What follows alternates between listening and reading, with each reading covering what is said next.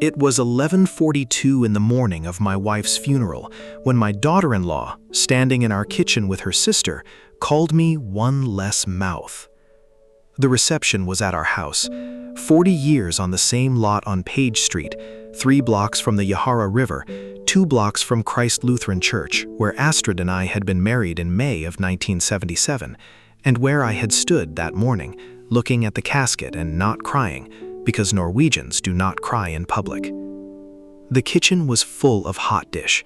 Vivian Larson had brought tater tot, Beverly Knutson had brought green bean.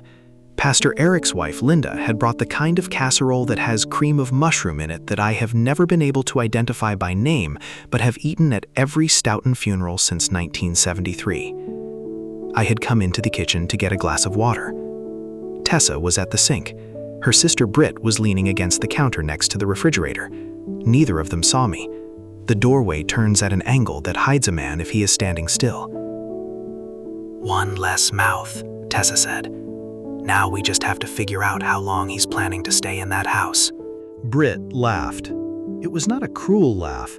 It was the laugh of a woman who has heard the same complaint 10 times before and is not surprised to hear it the 11th. Bryce said September. Bryce said September the last time, too. Well, you know how he is. I know how he is, which is why we need to start moving things now. Astrid had a lot of stuff in that hutch. I took a step back from the doorway. I did not breathe.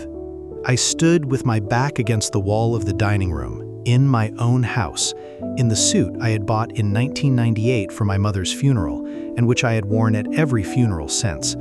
And I listened to my daughter-in-law of 14 years discuss the timeline for inheriting my furniture from a kitchen sink 7 feet away from where I was standing. Then I took 2 steps forward. I made some noise on the second step. I went into the kitchen as if I had not heard a thing. "Pastor Eric wants to know if there's more coffee." Tessa turned. Her face went into its public configuration in less than a second. "Roy, sweetheart, I'm so glad you came in. Britt was just saying how beautiful the service was."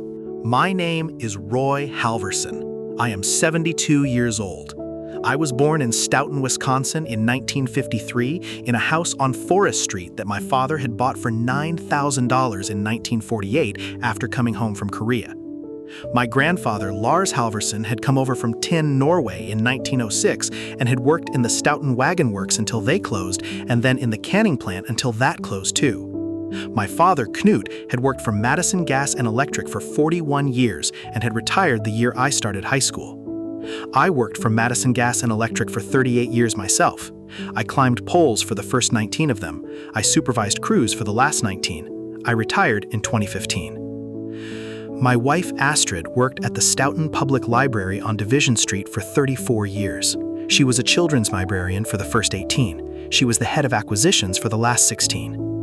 She knew, by the time she retired, the name of every child born in Stoughton between 1990 and 2017, because every one of them had come through her summer reading program at least once between the ages of 4 and 10. She remembered all of them. She had the kind of memory that scared me sometimes. I met Astrid Olsen in May of 1975 at a Sons of Norway pancake breakfast at the Mant Park Pavilion. She was 20. I was 22. She was wearing a yellow sweater that her mother had knitted, and she was pouring coffee for the older gentleman. And she did not pour coffee for me because she had already poured for everyone in my row before I had sat down. I asked her, when she came back through to refill the cream pitchers, if Sons of Norway had a rule against pouring coffee for men under 50. She said, "No, I just didn't see you."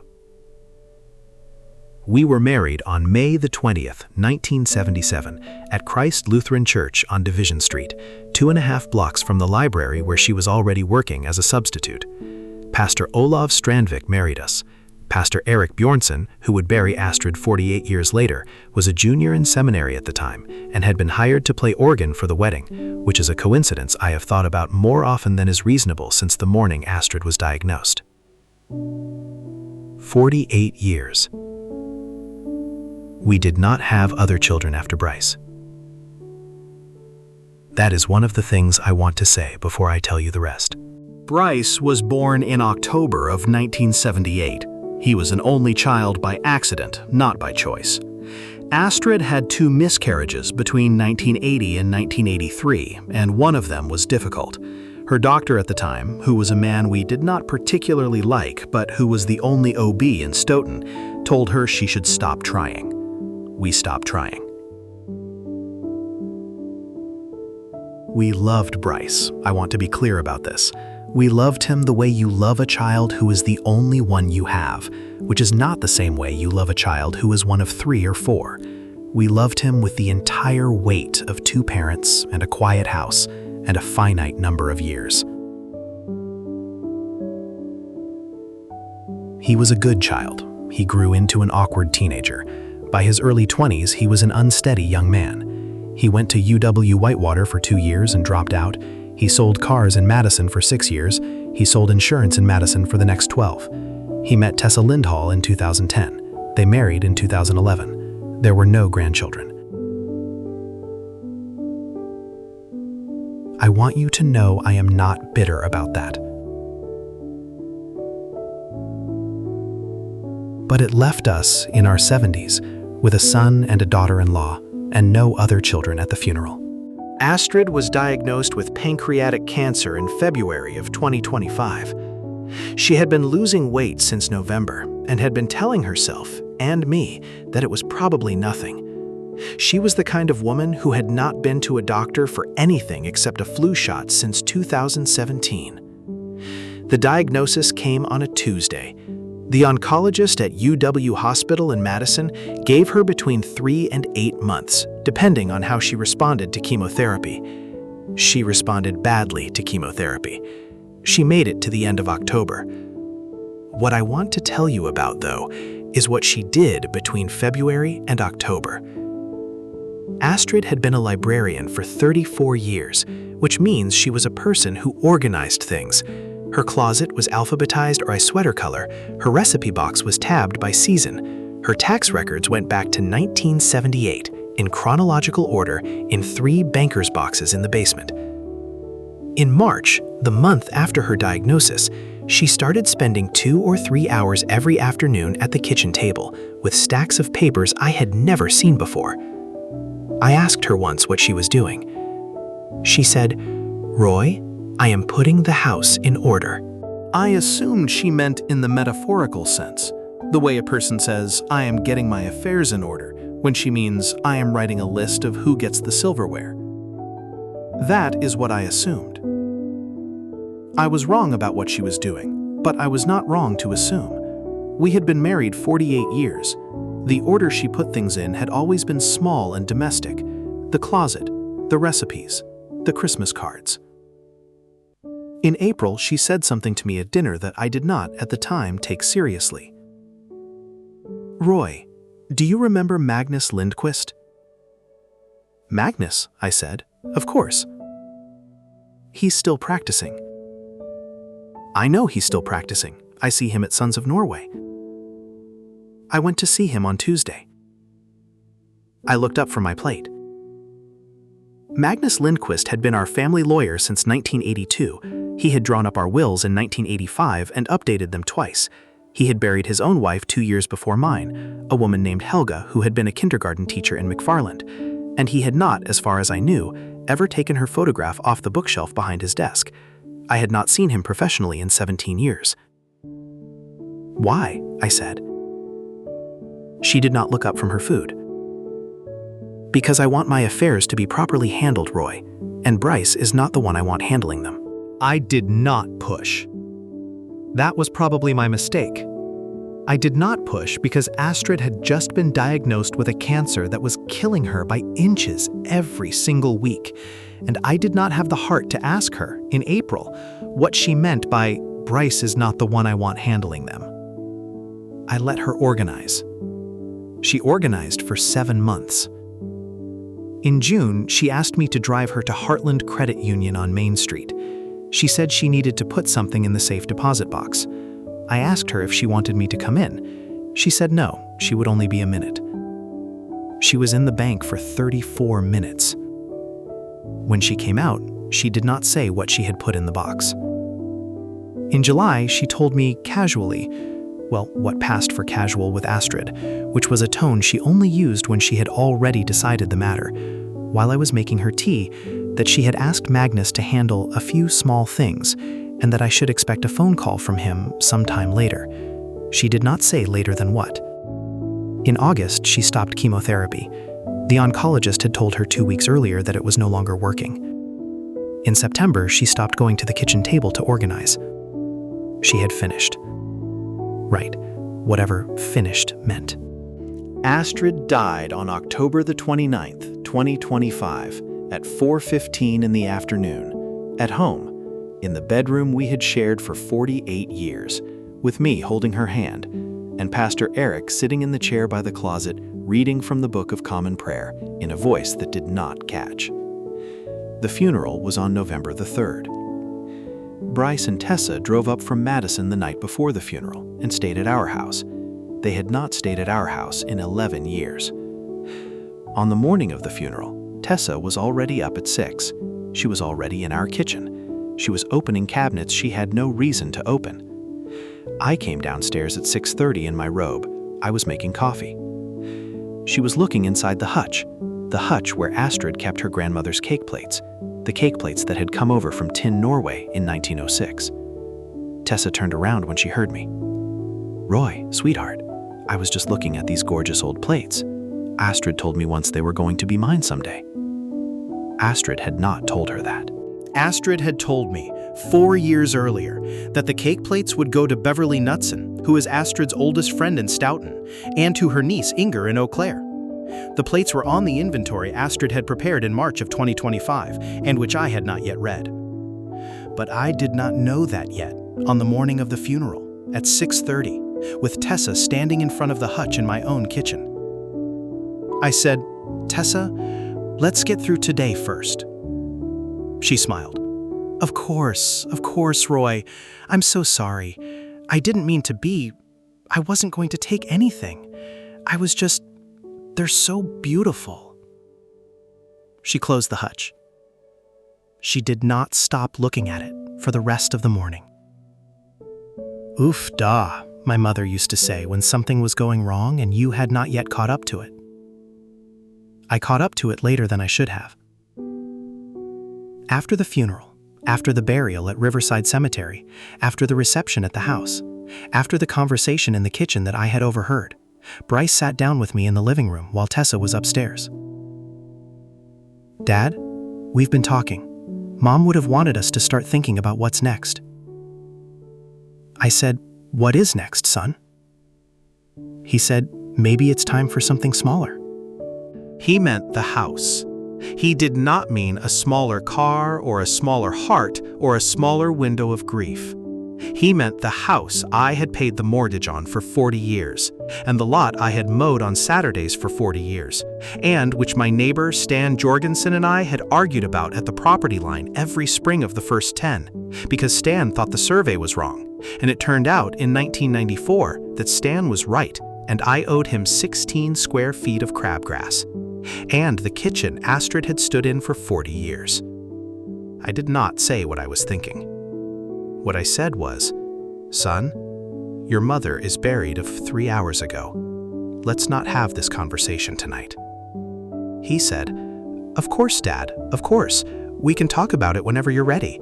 We just want to make sure you're taken care of." Bryce drove back to Madison with Tessa that night. In the 2 weeks after the funeral, Tessa came back to the house 4 times. Each time, she came alone. Each time, she said she had come to help me with Astrid's things. Each time, she stayed for 2 or 3 hours and went through closets and drawers and shelves and the hutch and the basement and the bedroom Astrid and I had shared for 48 years. On the 3rd visit, I noticed she was photographing things on her phone. The 4th time, 3 photographs of Astrid had been taken off the hallway wall. I want to tell you what those photographs were.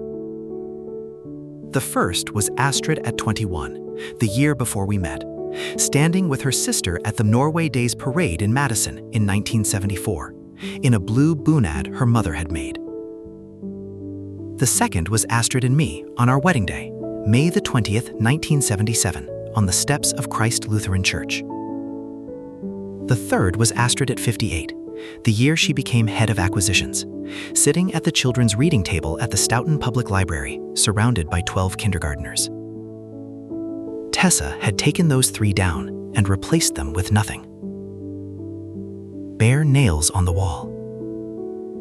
When I asked her on the 5th visit where the photographs were, she said, "Oh, Roy, I took them down because I thought it would be too painful for you to see them every day. I have them in a safe place. Bryce and I will hang them in our house." I said, "Tessa, I would like them back on the wall." She said, "Roy, sweetheart, the grief is making you forget what we talked about. Astrid told me before she died that she wanted me to take the photos. Astrid had not told her that. Astrid had told nobody that." In the 3rd week of November, Bryce called. He had what he called some paperwork. Just things, he said, that needed my signature so that the estate could be simplified. Tax things, title things, insurance things. He had had a meeting, he said, well, what he called a meeting, with what he called a financial planner, that he knew through work, and the planner had recommended that we consolidate some accounts so that probate would be easier. I asked him to send me the paperwork.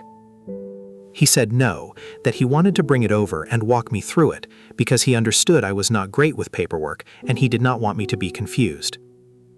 This was not a true thing. I had managed Astrid and my finances for 46 years without confusion. I had filed our taxes by hand every spring until 2017, when Astrid had gently suggested we try TurboTax, which I had resented and then anyhow accepted. Bryce knew this. Bryce was treating me on the phone in the 3rd week of November as if I were the kind of widower who could not balance a checkbook. "Bring it over," I said, "but send me digital copies first. I want to read them." He said, "Of course, Dad. I just thought it would be easier." He did not send the digital copies. He came over on a Wednesday afternoon with a folder. The folder had 9 documents. They were in plastic sleeves. They were color-tabbed. The top tab said for Roy to sign, in green Sharpie in Tessa's handwriting. 5 of them were what they purported to be: routine, beneficiary updates on small accounts, closing of an old credit card I had not used since 2014. 4 of them were not. 1 was a quitclaim deed transferring my house, the house on Page Street that Astrid and I had bought in 1984, into a family trust that I had never heard of and that Bryce was the sole trustee of. The second was a power of attorney, granting Bryce full authority over my finances and medical decisions. The third was a beneficiary change on Astrid's life insurance policy from her years at the library, naming Bryce instead of me. The fourth was a form acknowledging receipt of $56,000 from a joint account I had with Astrid at Wells Fargo, certifying that the funds had been withdrawn, quote, with the consent of both account holders, in October. I had not consented to that withdrawal. Astrid, in October, had been on a morphine drip. I sat at the kitchen table with the folder open in front of me, with my son sitting across from me wearing his work shirt and his patient face, and I read every page. I read every page slowly. I read every page twice. When I finished, I said, "Bryce, I want to think about this." He said, "Dad, of course. There's no rush. But the financial planner said the sooner we file these, the better, so that we can avoid probate complications. I don't want you stressed about it." I said, "Bryce, I'll call you next week."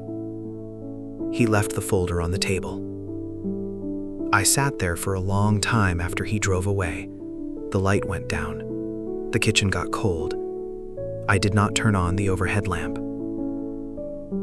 Then I went to the closet in the front hall, and I got Astrid's gardening notebook off the top shelf, and I opened it to the back page, where she had written in her small, careful librarian's handwriting, in pencil, 6 weeks before she died. "If anything ever feels wrong, call Magnus Lindquist. He has the rest. A." I did not call him that night. I called him the next morning at 9. Magnus Lindquist's office is on Main Street, 2 blocks from the library, in a brick building that has been a law office since 1944. I drove there at 10 the next morning. I told Bryce when he texted that I had a doctor's appointment. Magnus was 70 years old. He had been our lawyer for 43 years. He had a head of white hair and a face that did not give anything away, and the steady voice of a man who had been writing wills for half a century and who was no longer surprised by what he found in them. Right, he was not going to be surprised by what he was about to tell me either, which was the thing I figured out about an hour later. He met me at his door. "Roy?" "Magnus." "Sit down." I sat in the chair across from his desk. He poured me coffee from a thermos that he kept in his bottom drawer. He did not pour himself any. He said, "Astrid asked me in March to draft a new estate plan. We finished it in August. I have been waiting for your call." I put the folder Bryce had left me on his desk. I said, "Magnus, he brought me this on Wednesday." Magnus opened it. He read for 10 minutes. He did not speak. When he finished, he closed the folder, set it to the side of his desk, and looked at me. "Roy," he said, "Astrid was right." Astrid was right about what? I said. About what was going to happen, Magnus said. She told me, in our first meeting in March, that she believed Bryce and Tessa had been moving money out of accounts she shared with them for at least 2 years, and that as soon as she was gone, they would come for the rest. She was quite specific about it. She was a librarian, Roy. She had documentation. I sat in the chair. I did not say anything. Astrid retained me to do 4 things, Magnus said. First, to draft a revocable trust with you and her as co-grantors, and me as successor trustee, into which she and you transferred title to the house, the cabin in Door County, the brokerage account, and the IRAs. He paused. Second, to draft an irrevocable spousal trust, funded by her life insurance, that pays you a monthly income for the remainder of your life, and that Bryce cannot touch. Another pause. Third, to file an action to recover funds that she could prove had been removed without her consent from the joint accounts. Fourth, to write you 12 letters, 1 for each month of your first year as a widower, which I am to deliver on the 1st of each month.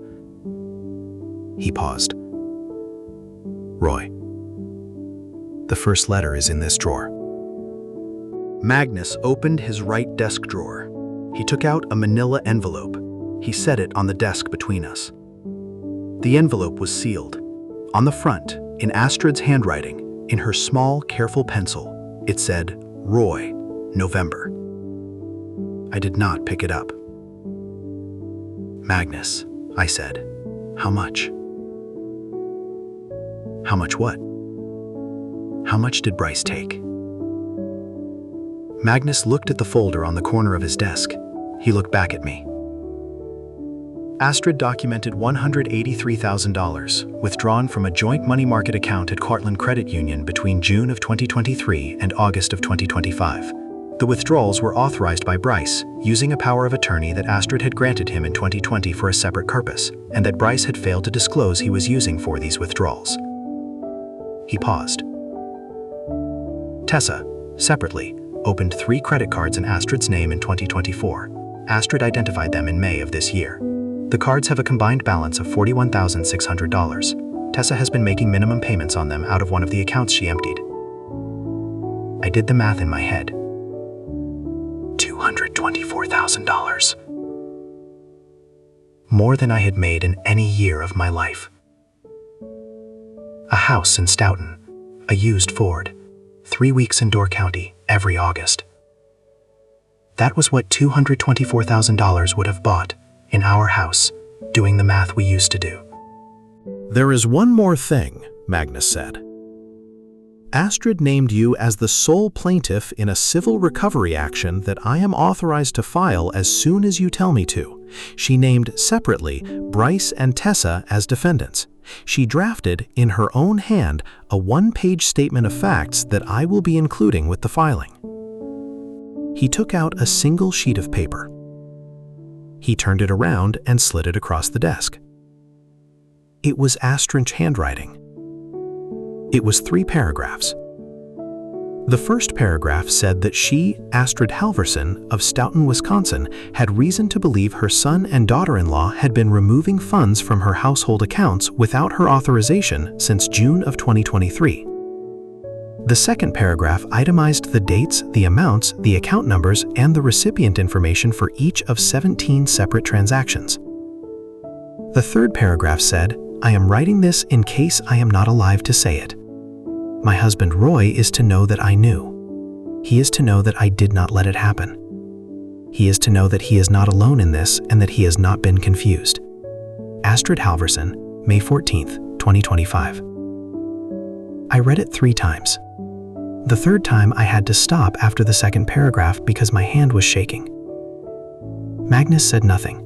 After a long time, I said, "Magnus, what do you need from me?" "3 things," Magnus said. "First, your authorization to file. Second, your agreement that I will schedule a formal reading of Astrid's will, including the trust documents, at this office in 3 weeks, to which Bryce and Tessa will be required to attend. Third, your commitment that between now and the reading, you will not say a single word to your son or your daughter-in-law about anything we have discussed. Not a hint, not a sigh. You will continue to live in your house. You will continue to Tessa's phone calls. You will continue, if Bryce comes by with another folder, to say you are thinking about it." I said, "Why 3 weeks?" "Because I want them to give me, in those 3 weeks, every piece of evidence they are still planning to give me. I want them to file paperwork. I want them to make phone calls. I want them to do every single thing they are still planning to do while believing you are confused and pliable. The deeper they go in those 3 weeks, the cleaner the criminal case will be." "Criminal," I said. "I have not yet involved the district attorney, but I will be involving him after the reading." I said, "All right, Magnus." I went home that afternoon. The first letter from Astrid, the November letter, was in my coat pocket. I did not open it on the drive home. It stayed in my coat pocket when I parked in my own driveway. I made tea in my own kitchen and sat in my own chair at the table, where Astrid had organized 7 months of papers I had never seen, and still I did not open it. I opened it at 4 o'clock in the afternoon, when the light had gotten thin and gold. That is the closest I can describe it, although that is not exactly right, because the light in Stoughton in November has a quality I have never been able to put a name to, and I have lived under it for 72 years, and was coming in through the window above the sink, the way it did every afternoon in November. The letter was 3 pages long. It was in her handwriting. It said, "Roy, if you are reading this, I am gone, and you are confused. And you have probably been kind to people who do not deserve kindness. And you have probably blamed yourself for things that are not your fault. Stop. Magnus has the rest. He will tell you what I knew. He will tell you what I did. He will tell you what to do next. I want you to know 2 things. I had to stop reading. Anyway, I went to the window. I put my forehead against the cold glass. After a while, I went back to the table. The first thing, the letter said, is that I knew. I knew for 2 years before I was diagnosed. I did not tell you because you would have tried to fix it, and I did not want you to fix it. I wanted to fix it myself. I wanted to leave you with everything we had built. I wanted you to have the house and the cabin and a monthly check from my life insurance for the rest of your life. And I wanted Bryce and Tessa to find out, sitting in Magnus's office with witnesses, that I had not been confused either. I am sorry I did not tell you. I am also not sorry. Because if I had told you, you would have argued with me, and I needed to do this without an argument. I read the rest of the letter. It was about us. It was about the spring of 1976, when I had taken her to Door County for the first time, and we had stayed at a motel that had a bear painted on the sign, and we had walked on the rocks at Cave Point, and she had told me that night at dinner that she had decided in February that she was going to marry me and was just waiting for me to figure it out. I read the letter 4 times. I put it back in the envelope. I put the envelope in the top drawer of the bedroom dresser, the drawer where Astrid had kept her good costume jewelry, which Tessa had not yet photographed, and which I made a mental note to move into the safe deposit box the next morning. Then I sat at the kitchen table for 2 hours, and I made a plan with myself. The plan was Magnus's plan. The plan was that I would not say a word for 3 weeks. I'll tell you what 3 weeks of not saying a word feels like when you live in a small house in a small town and your daughter-in-law calls you 4 times a week to ask if you are eating and to suggest, by the way, that maybe you should let her have the cake plates just for safekeeping. When your son drops by on Saturdays with a 6-pack of Spotted Cow and a folder of new things to sign, and you smile, and you take the beer, and you say, "Bryce, let me think about it." It feels like wearing a coat that is 2 sizes too small. It feels like swallowing something that does not want to be swallowed, but you do it. The first week of December, Bryce came over twice. The first visit, he brought a new folder, 3 pages this time. The first page was a deed. The second page was a list of items from the house: Astrid's silver, her grandmother's cake plates, 2 of the watercolors over the dining room sideboard, the cherry hutch, and the bedroom set we had bought in 1991, that the document, which Bryce called a gifting acknowledgement, said had been transferred to him in advance of estate distribution. I had not transferred any of those things. I said, "Bryce, let me think about it." He said, "Sure, Dad, no rush. The lawyer just thought we should get this on paper." I said, "What lawyer?" He said, "A guy I know in Madison, just helping us think through it." I said, "Bryce, can I keep the folder?" He hesitated. He said, "Sure, yeah, of course." He left the folder. The second visit, 3 days later, Tessa came too. They did not bring paper. They brought a large, empty box, and Tessa explained that she was just going to take a few of Astrid's smaller things home for safekeeping while we figure all this out, Roy. The grief is so hard. We don't want anything to happen to them. I let her take the box. I let her take it because I had agreed to Magnus's plan. Every photograph she put in that box, every piece of jewelry, every ceramic figurine of a Norwegian milkmaid that her grandmother had given her, was going to be on a list when Magnus filed the recovery action. And Astrid had said, in her letter, "I want them to find out, sitting in Magnus's office with witnesses, that I had not been confused either." So I sat in my recliner with a glass of water, and I watched my daughter-in-law walk through my house with a moving box, and I said, "Tessa, please be careful with the watercolor over the sideboard.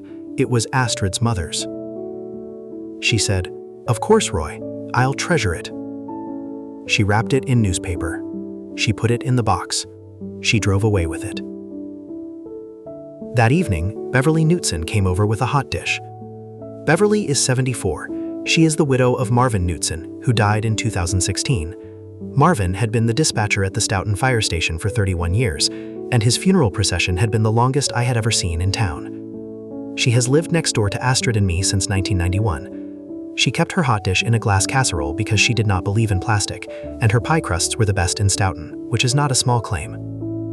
Beverly sat at my kitchen table. She put the hot dish on the stove. "Roy," she said, "I need to tell you something."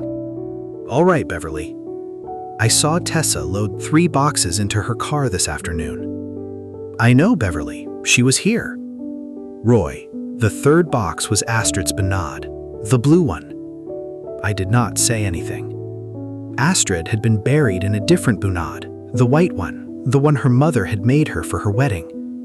The blue one, the one in the photograph of her at the Norway Days Parade in 1974, was the one Astrid had specifically told me 2 years ago that she wanted Beverly's daughter Marit to have, because Marit was the same age Astrid had been when her mother had made it. I had told Astrid it would be done. "Beverly," I said, "I need to ask you to do something for me. I need you not to tell anyone what you just saw for 2 more weeks. I need you to act normal.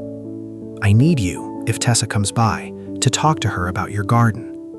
After 2 weeks, I will explain everything." Beverly looked at me for a long moment. She said, "Roy Halvorsen, what is going on?" I said, "Beverly, I am going to tell you the truth. I am going to ask you to keep it." I told her. I told her about Astrid's papers, about Magnus, about the letter, about the trust, about the $183,000, about the credit cards, about the photographs taken off the walls, about the cake plates, about the bunad. I told her that Magnus and I were going to do it cleanly, in 3 weeks, in his office, at a formal reading of the will, with witnesses, and that until then, I needed her to not say a word. Beverly listened. She did not interrupt. When I finished, she said, "Roy, Astrid told me in August that she was doing something." I looked up. "She did not tell me what," Beverly said. "She told me only that she was doing it and that I should keep an eye on you after, and that if she had done her job correctly, you would not need much keeping. She told me to make hot dishes and to come over once a week. She told me you would tell me when you were ready." Beverly did not cry. I did not cry. We sat at the kitchen table in the dark, with a hot dish on the stove, with 2 old people from Stoughton, who had loved Astrid for 40 years. Anyhow. 2 old people. 1 quiet kitchen. A casserole that was not getting eaten. The 3rd week of December, Magnus's office sent a formal letter to Bryce and Tessa. The letter was a notice of reading of the will of Astrid Marie Halvorsen, deceased October 29, 2025. It set the date as Friday, December 20th at 2 o'clock in the afternoon at the offices of Lindquist and Hagen, 142 East Main Street, Stoughton, Wisconsin. It required the attendance of Bryce Halvorsen and Tessa Halvorsen, named as beneficiaries of certain provisions, and stated that failure to attend would not delay the reading. Tessa called me 4 hours after the letter arrived. She was not in her public configuration. "Roy, what is this?" "What is what, Tessa?" "This formal reading thing. Bryce and I thought that we were just going to handle this between us, with the financial planner. We didn't realize Astrid she didn't tell us she had a lawyer." "Astrid had a lawyer for 43 years, Tessa." "Roy, sweetheart, are you all right? You sound different." I said, "Tessa, I'm tired. I'll see you Friday." I hung up. I called Magnus. I said they got the letter. He said, "Good. 1 more week, Roy. Hold the line." On Friday, December the 20th, at 1:45 in the afternoon, I drove to Magnus Lindquist's office on Main Street. I had on the suit I had worn to my mother's funeral and to Astrid's funeral. I had on a tie Astrid had bought me for our 45th wedding anniversary in 2022 that was navy with a very faint pattern of Norwegian rose mailing that you had to be close to see. Beverly Knutson came with me. Magnus had asked me to bring a witness. I had asked Beverly. She had said yes before I finished the question. Bryce and Tessa were already in the lobby when we arrived. Tessa had a notebook. Bryce had what looked like the 9-document folder he had brought to my house in November. Tessa stood up when she saw me. "Roy, sweetheart." I nodded at her. I did not call her sweetheart back. I did not call her anything. Magnus came out at exactly 2 o'clock. He was wearing a suit. He had 2 associates with him, a woman in her 30s whose name I never quite caught, and Magnus's son David, who I had known since David was 8 years old, the year David had broken his arm sledding behind the Lutheran cemetery, and Magnus had brought him into our living room with a sling because Astrid had been the only adult on Page Street that afternoon, and she had given him peppermint tea while they waited for Magnus's wife Helga to drive over from McFarland. Magnus said, "Please come in." We went in. There were 5 chairs around the conference table. The 5th chair was for Beverly. Magnus opened a leather folder on the table. He took out a single sheet of paper. He read it aloud. I, Astrid Marie Halvorsen, of Stoughton, Wisconsin, being of sound mind and under no duress, do hereby revoke all prior wills and codicils, and declare this to be my last will and testament. I direct that my entire residual estate, after specific bequests listed in Schedule A, be held in trust for the benefit of my husband, Roy Knut Halvorsen, the remainder of his natural life, with Magnus T. Lindquist serving as trustee, and that upon Roy's passing, the residual be distributed according to a separate letter of instruction in my own handwriting, on file with my attorney. He looked up. He said, I will now read Schedule A. He read for 11 minutes. Schedule A specified, by name, that the cake plates from tin were to go in equal shares to Beverly Knutson and Inger Sandvik of Eau Claire. The blue booma, the watercolors over the sideboard were to go to the Stoughton Public Library. The wedding portrait of Astrid and Roy was to remain in the house on Page Street. Tessa Halvorsen was bequested nothing. Bryce Halvorsen was bequested Astrid's collection of Sigrid Undset novels, which he had not read. Tessa made a small noise. Magnus turned a page. I will now read the addendum to the will, dated May 14, 2025, filed jointly with a civil complaint that this office filed yesterday afternoon in Dane County Circuit Court. Tessa stood up. Magnus did not look up. The complaint is for the recovery of $183,000 unlawfully removed from joint accounts of Roy and Astrid Halvorsen between June 2023 and August 2025, plus $41,600 charged to credit cards opened in Astrid Halvorsen's name without her knowledge, plus the value of household goods removed from the residence at 217 Page Street in November and December 2025. Plus the recovery of 3 photographs, 1 bunad, and several items of personal jewelry. The complaint names Bryce Eric Halvorsen and Tessa Marie Halvorsen as defendants. Bryce said, Dad. I did not look at him. Magnus said, a copy of Astrid Halvorsen's handwritten statement of facts, dated May 14, 2025, is attached to the complaint as Exhibit A. It identifies by date and amount every transaction. It is in her handwriting. 2 notaries have authenticated the handwriting against her library employment records. Tessa sat back down. She did not say anything else. Bryce said again, Dad. I looked at him. I said, Bryce, I have nothing to say to you today. Magnus does. Listen to him. I sat in my chair in Magnus's conference room in the suit I had worn to my mother's funeral, with Beverly Knutson on my left and my 43-year family lawyer across the table, and I did not raise my voice. I did not stand up. I did not point.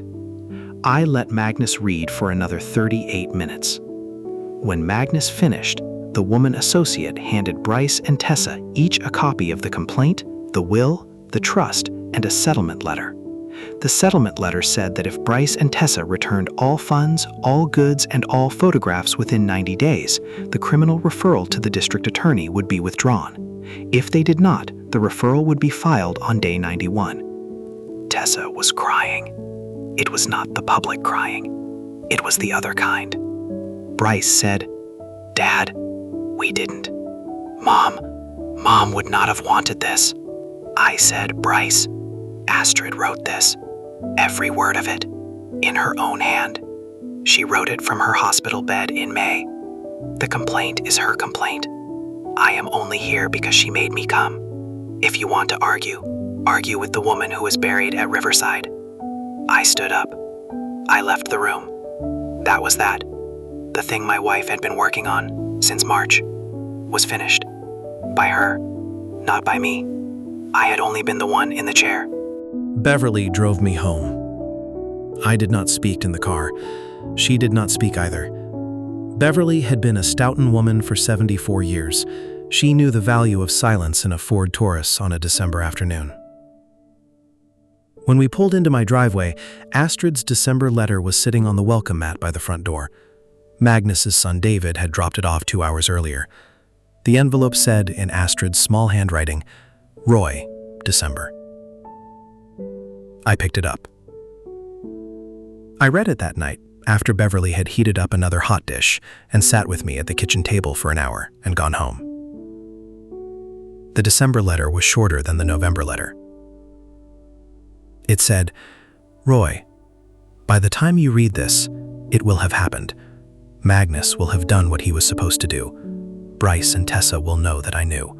Beverly will have brought a hot dish. I want you to know two things. The first is that I am not angry with Bryce. I am sad. I am sad that he became this kind of man. I am sad that he chose Tessa, who I never warmed to, and who I wish I had said more about. I am sad that I will not see him become a different kind of man, which I still believe he is capable of being." The second thing, the letter went on, is that I love you. 48 years of you. Every quiet morning, every Saturday lawn, every time you got up to make me tea. I love you. You are going to be alone for a while.